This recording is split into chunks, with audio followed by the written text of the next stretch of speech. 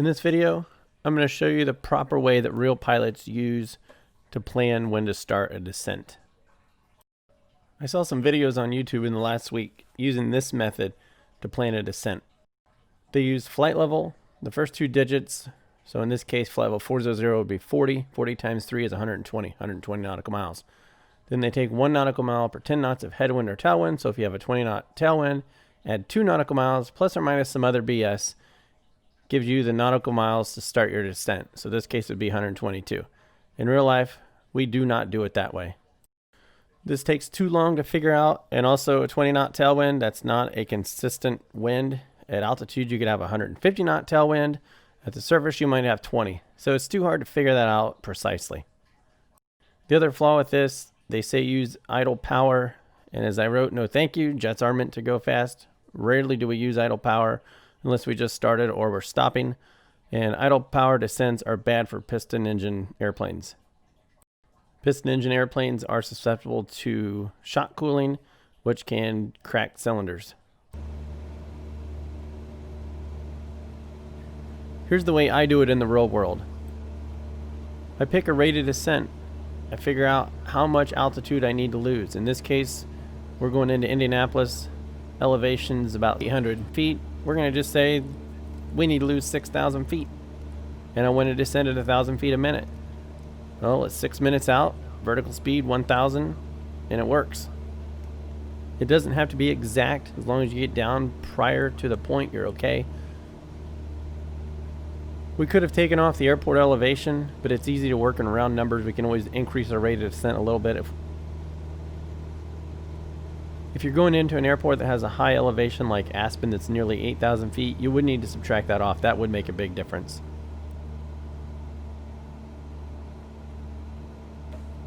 One thing I do halfway to the destination, so we started at 6 minutes, at 3 minutes I'm going to check this again. Sometimes I do it even more. I'll do it 3 or 4 times in the descent. I'll recheck it, make sure I'm going to get down.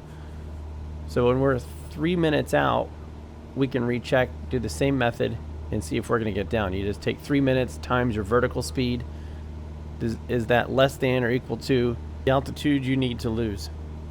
So we're going to speed this up to the 3 minute estimated time en route time and check it again.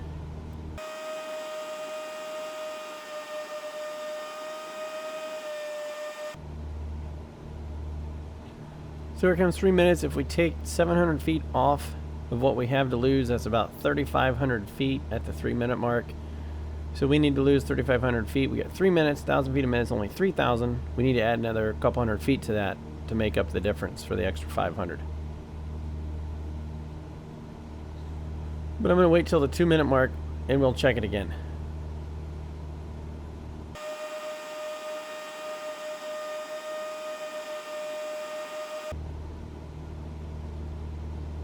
I subtracted the current altitude minus the fail elevation. We have about 2,600 feet to lose, and we have about 2 minutes remaining. So that's 1,300 feet a minute. Notice we have not used idle power. We've still got the power up, but we are descending up into the yellow arc, which is okay and smooth air. But I know this is Microsoft Flight Simulator. I try to keep it as realistic as possible. I would fly just like this in real life. And time to fast forward again. Let's see how this works out. We'll fast forward just until we're about right over the top of the airport.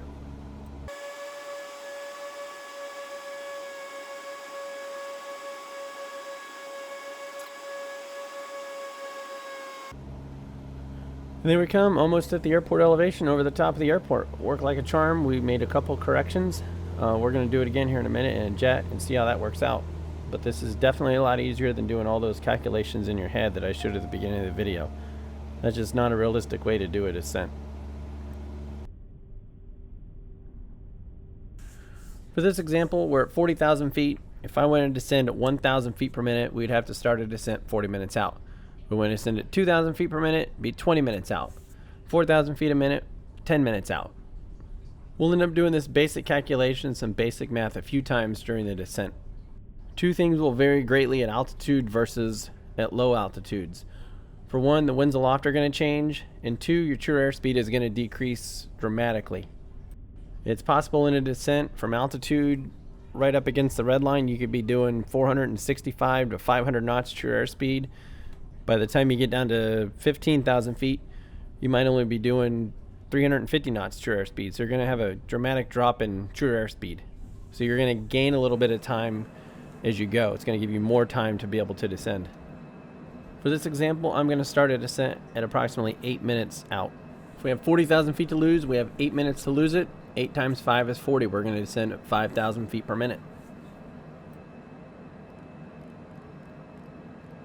Remember, this is giving us a good target. We can always adjust it as we get closer.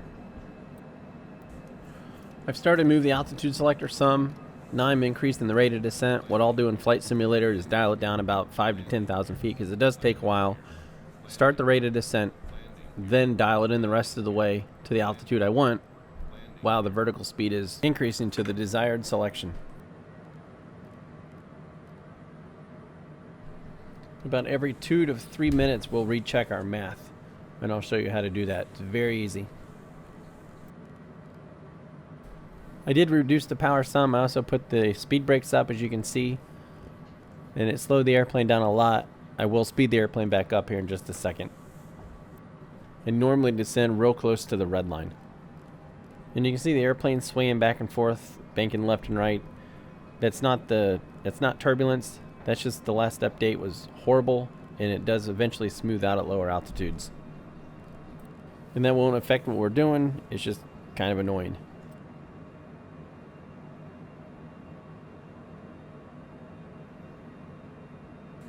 As we increase our indicated airspeed closer to the red line, you'll notice true airspeed increases and our estimated time en route will drop.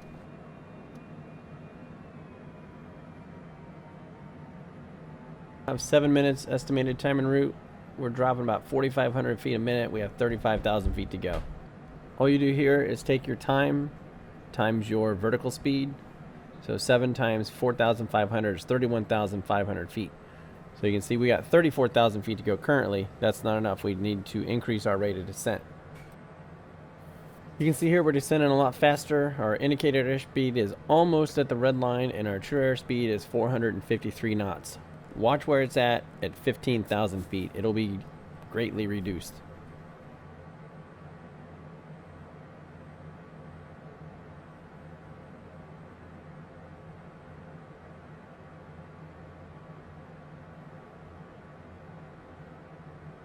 Here we're coming up on 6 minutes to go. We're descending at approximately 5,000 feet a minute. 6 times 5 is 35. We're right there at 30,000 feet. So at this rate of descent, with the time we have left, we're going to make it to our altitude before we get to the airport.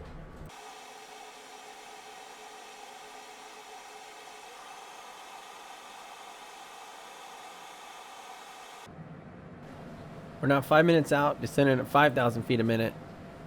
We're going to lose 25,000 feet. We have 26,000 feet to go approximately, so we're still good on the rate of descent. We're still going to slow down in addition to this. Once we get below 10, we have to slow to 250. That's going to buy us some extra time also. And we'll recheck it in another minute.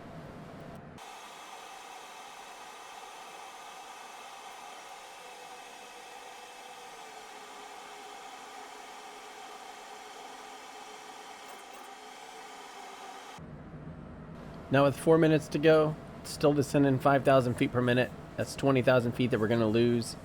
We have 19,000 feet to go, so we'll be good. Also notice that our true airspeed has started to drop. That's why we're now starting to see a disparity in the altitude we need to lose versus the altitude we will lose at our current rate of descent.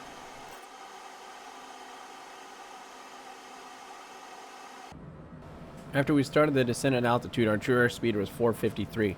At 15,000, I said we'll check it again. We're doing 393.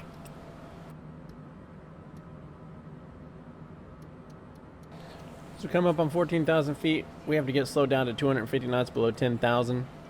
So that's going to buy us some time. So we're going to slow to 250, and then after we do that, we'll adjust our vertical speed to get down to the altitude we need.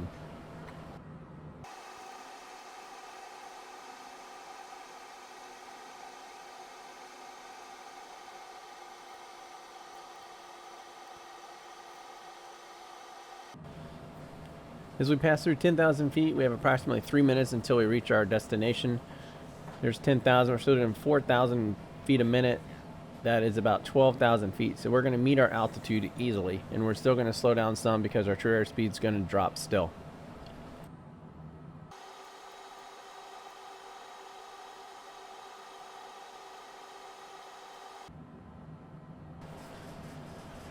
As we reach the 2-minute mark, we're descending 4,000 feet a minute. That's going to be 8,000 feet lost in 2 minutes. We have 7,000 feet to go. The airport elevation is actually about 800 feet. You can do that simple calculation every minute, every 2 minutes. It doesn't really matter as long as you do it a few times in the descent if you've got a big descent. But you get the idea of how to do it, and that makes it a lot easier than doing that big long formula that I showed you at the beginning. So to figure when you want to start your descent, that depends. That depends on how fast you want to descend. So what I do, take the altitude to lose, divide it by the desired rate you want to descend at in feet per minute.